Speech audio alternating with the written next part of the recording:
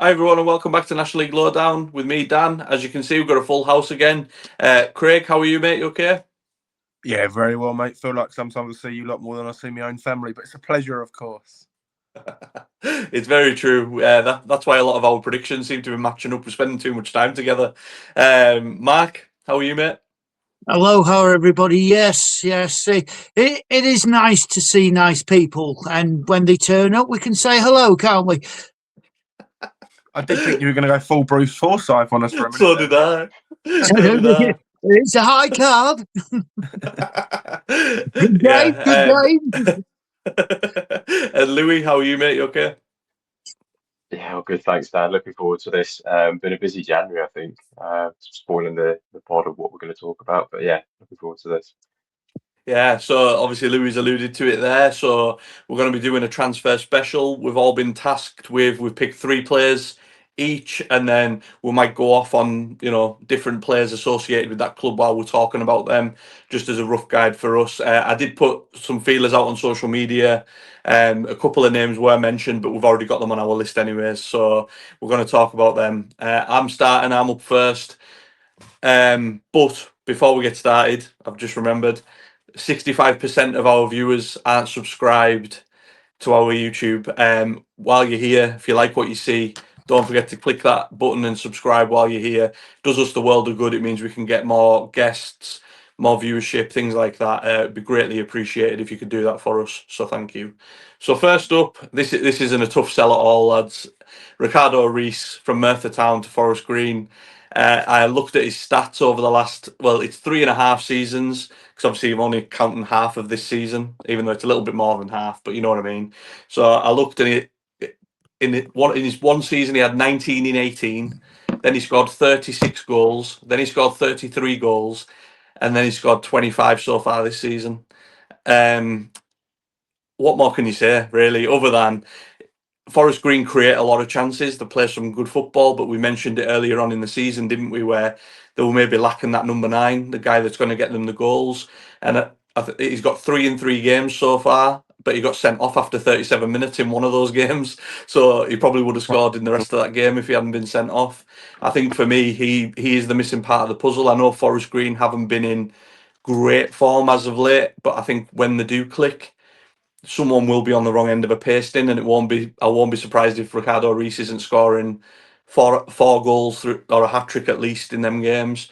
Like I say, the thing for me with him is he knows where to be. Like, you've seen the goals that he scored already, even just at Forest Green. He knows what runs to make. He knows where to be. He knows, and then he knows with Forest Green, he's got Cal McAllister, he's got Babalola, he's got Nick Houghton. To be fair, he's often on the bench, but all these creative players that can create, even if their runs create space or their passes make chances for him, and you just know Robbie Savage will be sat there going, if he gets a chance of 1-on-1, is more likely to score it than not. So for me, he is the clinical edge that Forest Green are missing, and I think the Forest Green, winning the league's out of the question for them now. I think they've dropped down too far, same with Carlisle. But I think in terms of the playoffs, I think they'll be in the playoffs. I wouldn't want to play them if Ricardo Rees is firing. There'd be a team I wouldn't be excited to play. So for me, Ricardo Rees is one of the standouts of this transfer window. So I know we don't have a window, but you know what I mean. Of the transfers that we're going to talk about, massive, real quality, and honestly think he could play at a higher level as well. I think if Forest Green don't go up in the next couple of years, I think again next year he could be unreal for Forest Green. But if they don't go up next year, he could potentially go somewhere else as well. So that's my first one. Craig, your first one, mate. Yeah, so I've gone for Callum Perry from Coventry to Rochdale on loan. I think teams at the top, and I'll touch on York as well as Rochdale here briefly.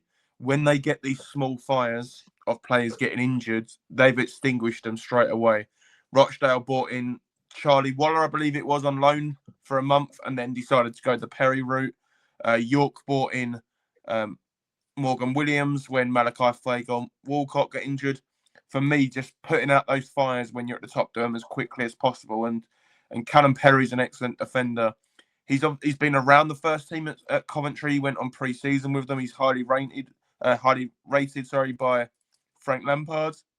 And it's all about getting some experience. He's getting it at a top team, a very, very good outfit in Rochdale. He's a replacement, as we said, for Beckworth, and he's got a long-term injury, probably one of the players we've rated the highest in the league this season, and he's fitting really, really well. It's only been 3 games at the moment, but in those 3 games, he's looked very, very good. And I think he's one that, if they win the title, which is well within the realms of possibility, you'll look and go, yeah, that was a very, very shrewd bit of business there to get him through the door. The thing that scared me, though, was when I was looking him up, he was born in 2005 and he's 20, so that did make me feel really old on that one. But yeah, a centre-back who can also play at left-back, so no surprise to see him predominantly at left centre-back for them, fitting into that Beckworth position. I wouldn't say he's as good as Beckworth, but he's a very, very capable replacement for me.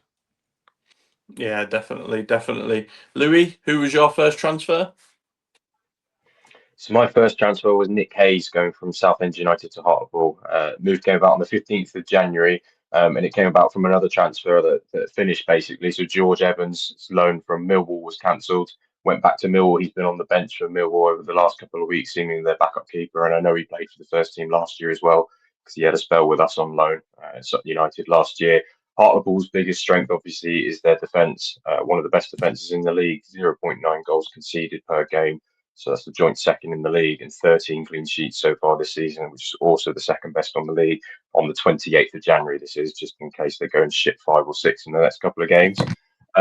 Hayes himself, really experienced keeper, 75 appearances across his spells in the National League for the likes of Southend, for Barnet. So far this season for both clubs, because he played a few games for Southend as well when Adengadai was injured. He's got an 82% save percentage. So he's a good shot stopper, which is important for Hartlepool, considering that they do keep their opponents' attacks out, but the shots they do face, they obviously want to keep them out as well. They've taken 7 points from 9 since he's come in. So they beat Altrincham, beat Gateshead at home, and got a draw at Brackley. He's faced an expected goals figure of 3.34 and only conceded the 1 goal. So the chances that he's faced, chances that opposition should be taking, but he's managing to pull off the saves that are keeping them in the game and getting them those points over the line. 9 saves across his 3 matches so far as well. So a really experienced head to go into that back line for Hartlepool, not too far off the playoffs. And I think that's the main thing for them, is that if they can build on their defence, if they can keep their defensive structure tight with the signing of Hayes, and they get, the odd goal in a game to win it 1-0 or 2-1, it's a crucial signing for them to maybe get them over the line to finish in that top 7. Yeah, a good shout there, mate. Mark, your first transfer, mate? My first transfer, Dan Creaney, who rejoined Tamworth from Solihull. Now, hear me out on this one. Hear me out. Dan Creaney had an absolutely fantastic season last season, double figures, really was one of the standout players. Part-time, what was it going to be like for him going into the full-time at Solihull? Some might say never really got the chance. For Solihull, 3 goals in 12 appearances this season. It's been said he wanted to go back into the part-time game, with him being in the construction business. Tamworth, the natural fit, they know what he's all about. He did join on loan, I believe it was November time, somewhere around that. It's been made permanent now. He's only got 1 in 8 for Tamworth so far, but this guy knows where the back of the net is. Bit of regular football for him as well. He will be the number 1. I mean, he was in a Solihull squad. I mean, they had Manny Ducku at the time before he went to Rochdale. How pivotal could that be? But no, Creaney is quality when he gets going, and once he gets on a good goal scoring run, he's just up there with anybody else. Not quite Ollie Pearce, Regan Linney, but he will do the job for you. And Tamworth need goals, so he will get out there and get them. Very slow, but you've got to crawl before you can walk, and then walk before you can run. But he knows what to do, and he'll end up doing it. Yeah, just on Tamworth as well. We were talking off air about players that had moved out the league.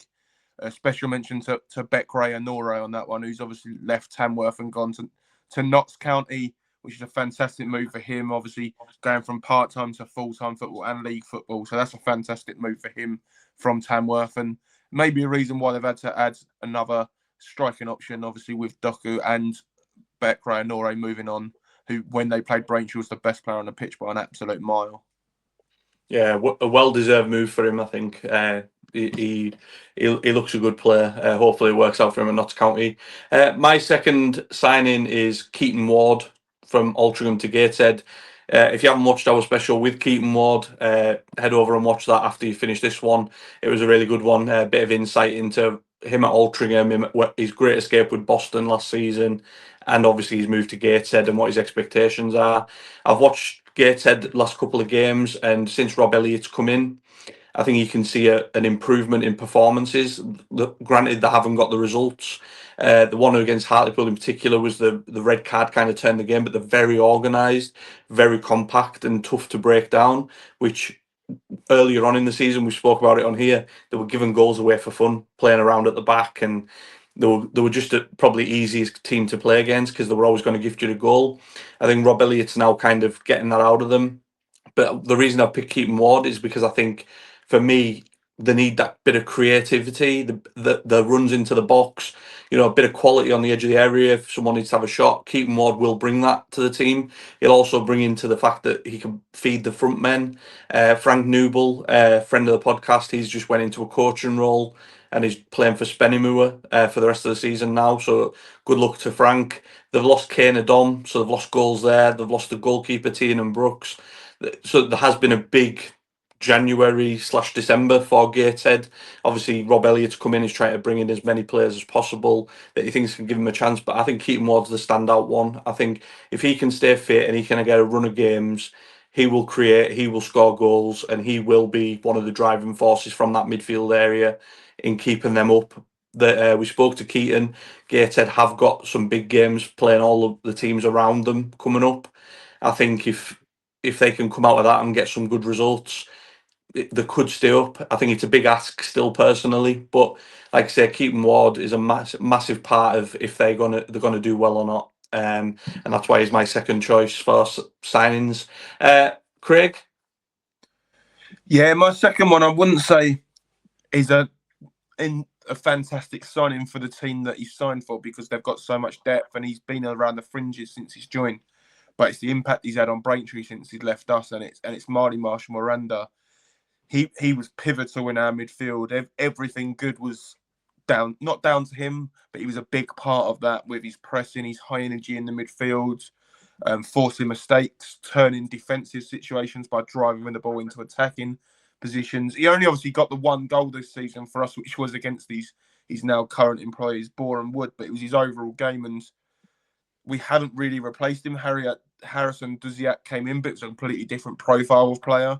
He actually did a good job. He was kind of one of them ones where I think, could him and Miranda have played next to each other and seen how that works, kind of thing.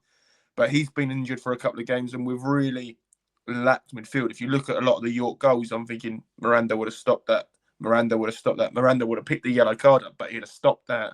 Those kind of things. If you look at his stats, you think he has a disciplinary record, but he just breaks up the play so much. I think he got 15 yellow cards for us last season and 10 this season. Just the one so far for Boreham Wood, but he has only had the one start for them in his 5 appearances there. He's come off the bench 4 times, including in a victory back at Braintree as well. So it's not necessarily one that I think is going to maybe pull up many trees for his new team. I do hope he does, because he's an excellent player and he's a lovely lad as well, and I hope he does break into that team. And maybe Saturday was a start of that, but unfortunately lost. But it's the impact it's had on us. And if we get relegated, this might be one of the main reasons why, apart from obviously the lack of goal scoring. Yeah, true. Louis? Yeah, so my next one is a player who did play for Hartlepool at the beginning of the season, Topallaj, moved from Bromley, having his contract terminated at League 2 leaders, and he moved to us on the 7th of January. Been a busy few weeks for us recruitment-wise. Obviously, Mark's mentioned it before about how our recruitment in the summer maybe wasn't up to the standard that was required. But Besart is one of those signings I think that's been a standout for us. it's become more significant now with Jack Taylor having completed a move to Stevenage today. So huge congratulations to him, 20-year-old defender. He's played over 60 games in the National League, I think, at the age of 20, and the ceiling for that kid is absolutely sky high. I generally think we could see him in the Championship in the Premier League in a couple of seasons. He's such a good defender. But it's why Besart's signing is so important for us. I think look at the context. We conceded 1.7 goals per game this season, which is the 19th in the division. Only kept 5 clean sheets so far this season. A lot of them have come more recently, so albeit we have improved, but I think he offers something different to some of the defenders we've got. He's got a bit of versatility about him. He can play at the left of the back three, or he can play at left wing back, or he can play at left back. And he's just really good in 1v1 defensive positions. So he's got 6.6 ball recoveries per game in the National League across both spells with Hartlepool and Sutton so far this season. And then he's had 31 of those in the 3 games so far for Sutton. And that's coming up against the likes of York and Forest Green in his first 2 games. So he's been thrown in at the deep end in that sense, playing against 2 of the biggest and the best sides in the league. And he's won 7.7 duels per game as well. So a really good 1v1 defender. And I think he really adds some quality to our back line where we needed it. And obviously we had him on loan last year, so he knows the club, he knows the squad around him. I think it was a really smart piece of recruitment from us as well. And he offers an attacking threat as well. You can see him when he's driving out of defence and his ability to beat players around him. 81% successful dribbles so far this season between both spells as well. And he gets off a shot as well. He's got a mean left foot, and he has had a couple of rockets that have nearly gone in so far in his time at Sutton. And as I said, it caps off a really good couple of weeks from us with Dubem Esse coming in, having had a loan spell at Scunthorpe, got him on an undisclosed fee from Bolton, most recently Jermaine Francis as well, which I'm really excited about. Obviously, Craig will know from last year with Braintree how important he was a player for them. I think he's a really, really good, energetic, box-to-box, hard-working midfielder that I think will go really, really far with us as well. So, yeah, exciting times, and I think there's a lot of positivities about our recruitment so far. And I think Topallaj is one of the top ones out of that. Definitely, mate, definitely. Mark, who was your second signing? The second signing is going to strike fear into any Southend supporters' heart. It's Kian Harratt, who's joined Brackley from Oldham on loan. Brackley needed goals. It was plain to see their position in the league is explaining that as well. They needed to score. They did get Danny Newton in as well from Harborough. Kian wasn't really playing much for Oldham, despite winning the playoffs for them last season. He's only played 8 games for Oldham. He's had Joe Quigley, who went from Forest Green to Oldham, and ex-Mac striker Kane Drummond in front of him. So, but he knows what this league is all about. He was very much a mainstay for Oldham when they were in the National League. Brackley just need goals. Danny Newton, they know all about. He got them to the title in the National League North, then left, and they've brought him back. But yeah, Kian Harratt, they will get the goods out of him. A consistent run again, like Dan Creaney. Yeah, if a player knows the league, get him playing. If a player knows how to score, get him playing. Brackley need both. So you never know. Will Kian Harratt fire them into the playoffs? I doubt it, but he's got the experience. I think the playoffs may be a bit of a big ask for Brackley, but you never know. You never know. Funny things have happened in football. My third signing is Coniah Boyce-Clarke to Aldershot. I believe he was a free agent, but he came through the Reading Academy. I've got some of the stats up here. So in the 20 games before Boyce-Clarke joined, Aldershot had conceded 42 goals, which is obviously, I'm not doing any Aluko here. I'm just saying it's more than 2 a game. That's all I'm saying. I'm not giving bad punditry or anything like that. But yeah, and then obviously I've looked there. So he's played 7 games. They've won 4, drawn 1, lost 2. The 2 they lost were hammerings. To be fair, were Solihull and York, but. Speaking from experience, who hasn't been hammered by York this season?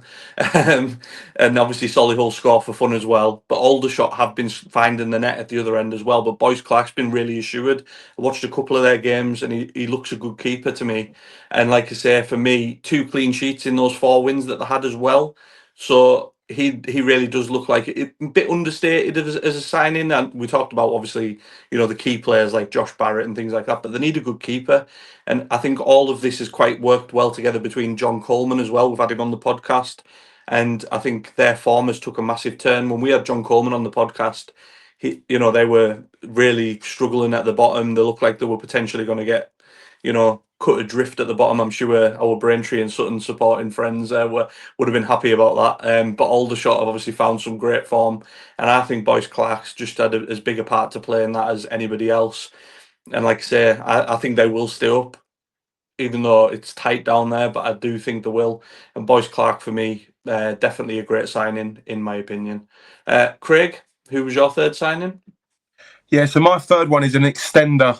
Someone who joined on loan earlier in the season and has had his deal extended until the end of the season, and that is Zain Westbrooke at Scunthorpe. And what a signing he's been for them. He struggled to get in the squad when he first joined. He played 18 minutes away at York in a win. Started against Carlisle, but didn't really do too much. And then was come off the bench at home to Morecambe. Didn't get off the bench against Boston, and then not in the squad for Eastland. You're thinking, this is one of them loan deals that hasn't quite worked out. And then since then, Aldershot onwards, he started every single game, and he's built a really good midfield with Ollie Ewing and Rowling in there as well. And they've been probably central to that form turning around. Louis often speaks about Scunthorpe still being in the title race. Well, at the end of November, they were really starting to struggle. And then they kind of got in early December, and he's been pivotal to everything they do. And it got to the stage where Scunthorpe fans were getting worried that he was going to get recalled or moved on to a League Two side or whatever. He's obviously on loan from Doncaster at the moment, and it hasn't worked out for him there. But at Scunthorpe, he's been probably pivotal to their midfield. And you can argue that midfield three they've got him, as I said, Ollie Ewing, who's attracting interest from York's been mentioned, I believe, but more League One, League Two teams have been mentioned as well. That's probably the base to allow Mark's favourite players like Connor Roberts and Danny Whitehall to really go and explore going forward. So the fact they've got him now locked in till the end of the season is an absolute massive one for them, and one I'm sure they're looking forward to seeing that midfield partnership blossom. And if it continues to blossom the way it is, they could be very much a title contender. Definitely, mate. Definitely. Louis, who was your final signing? Yeah, similar to Craig, and in the words of Alan Partridge, it's also an extender. I've got Joe Sbarra, originally signed in November on loan from Doncaster for Solihull Moors, but he's extended on the 13th of January. This lad's just too good for the National League, in my opinion. When you look at his previous spell he had at Solihull Moors, he was there for 4 years, played 156 games for them and got 41 goals, was a pivotal part of their charge to the playoff final against Bromley. Insofar in his appearances, he's played 11 games, he's got 6 goals, he's had 1.1 shots per game, he's got the hat-trick against Tamworth, he's got the brace against Aldershot. He's just such a quality player on the ball. His technical ability is outstanding for this level. The ability to thread passes through, he can get shots off. Hasn't had as many assists as he might have done previously, but I'm sure they'll come. And when you look at his heat map on SofaScore, he's all over the pitch, and he's got that versatility where he can play as a number 10. I think he can play on the right wing as well. So he's a really, really smart piece of recruitment for Solihull Moors as well. 81% passing accuracy as well. So just being able to link up that play between the two pivots in the defensive position and the attacking players as well. And they've only lost the Boreham and Rochdale since he's arrived as well. And that's coupled with Darius Lipsiak having his loan extended as well from Stoke. So another good piece of business from Solihull there. And I think it's just allowed them to maybe push on to get those playoff places. And as I said, I think he's too good for this league. And I'm really surprised he hasn't kicked on in the Football League, given he got his move to Doncaster not that long ago. Yeah, I was surprised, just to add to that. I'd done a League Two podcast last season, and when he joined Doncaster, I was very surprised that it didn't quite work out for him. I just thought he was destined to do well there. So I know Callum, our admin, can't believe his luck that Sbarra's back at Solihull, so I'm sure they'll enjoy him. Mark, who was your last signing? Oh, my last signing, JJ Mingi, joined Forest Green from Stockport. Now, Anybody who has seen their transfers will know that Neil Keagney and Trey Pemberton went to Forest Green from my beloved Macclesfield, and a lot in common with Mingi because both started out as wingers and they can now do the defensive job as well. Mingi can do the same, either right back or right midfield. Most prominent spell was at Colchester. He made 25 appearances before a big move to Stockport County. Only made 11 appearances there and only 6 at Crewe this season. So he really does need to find himself again. But if there is one thing that Robbie Savage can do, and I've witnessed it with quite a few players, he can bring the absolute best out of them. And to actually have the firepower financially to bring somebody like JJ to Forest Green says a lot about him. I mean, there's been lots and lots of talk about they rejected a bid from Hearts for Laurent Mendy, again, a signing from Mac. Kyle McAllister's name has been bandied around, although I really cannot see him moving at all. They lost Harry Whitwell. Isaac Moore has gone back to Coventry, but to get a career back on track, which JJ may admit he needs to do, Robbie can bring the very, very best out of him. And I have no doubt that he'll become pivotal because Forest Green will want to secure the playoffs, an FA Trophy run. Everybody likes winning silverware. Why not?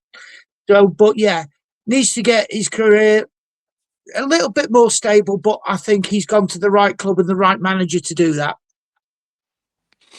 I agree. I wanted to do an honourable mention, just a little segment on honourable mentions, just because I wanted to do Jeff King. I think technically, obviously, he was only on loan, so he's gone back, but he was on loan from York to Boreham Wood, played out of his skin. York took him back, and I think it's a bit of a masterstroke from York. Not only now is he still playing out of his skin for York, the weakened Boreham Wood as well at the same time. So I think, we get accused sometimes of not giving certain teams enough credit and things. I think that was maybe one of the best bits of business that we've seen. Has any of you guys got another honourable mention? I have. Zach Johnson, again, a loan signing from Middlesbrough to York. When they lost Malachi, Fagan Walcott, it might have thought, oh, goodness, what's going to happen with the defence now? And nothing has changed. Johnson has been playing so well every time he's been in there. A lot of York fans rate him very, very highly. I believe they got him till the end of the season. So if York go up, I think one of the things they can do is persuade this fella to stay. Because he does have that quality, and if any one of the excellent York defence is missing, Morgan Williams is there as well. They signed him from Yeovil. You can barely bat an eyelid because of the strength and depth and the quality that they've got. Yeah, and not only that, we've talked off air about how many transfers there's been this year. It seems like a really busy transfer. I don't want to say window because there's no window in the National League, but like the last few weeks, even it seems like every single day there's a big announcement.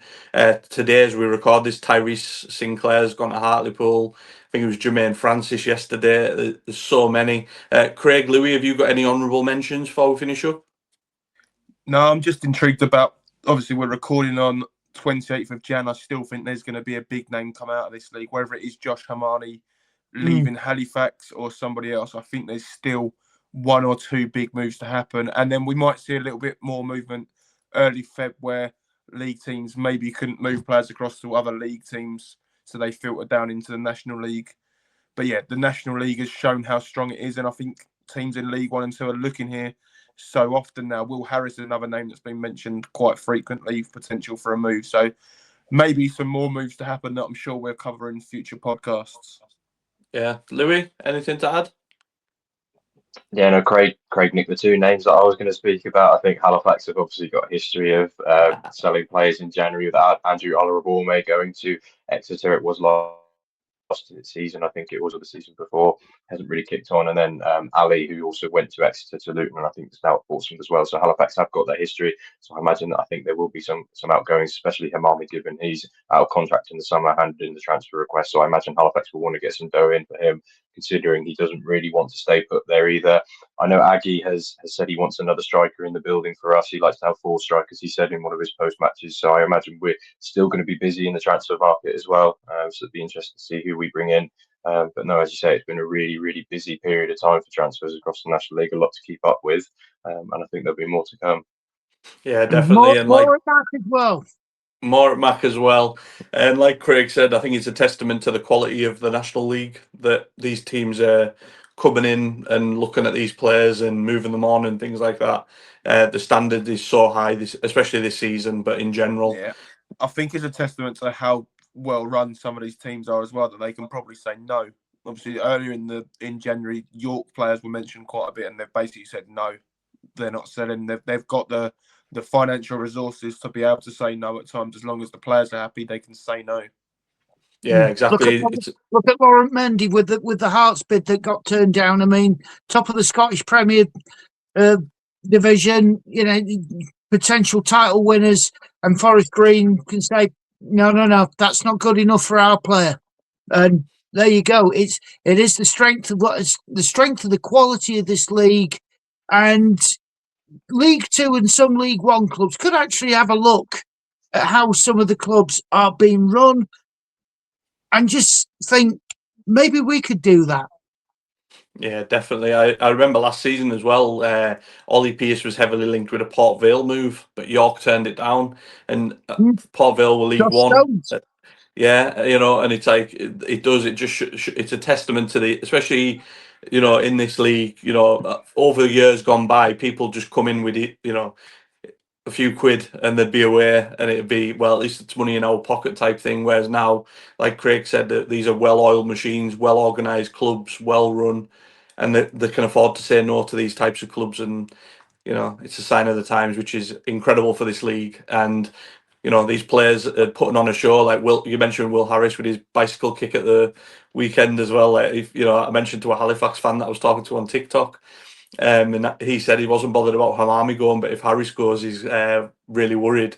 And I was like, we could do without Harry scoring scissor kicks and putting himself in the window for everybody. He could do without that for the next couple of weeks. The thing is about Harris as well. Halifax had him on trial from Spennymoor, and so they're doing what a lot of league clubs might do to National League. You've got to take that chance. You never know who you're going to find. I mean, you've had your Jamie Vardy, Ian Wright, just 2 examples of how a player can be given that big chance to go out there and show the football world what they can do.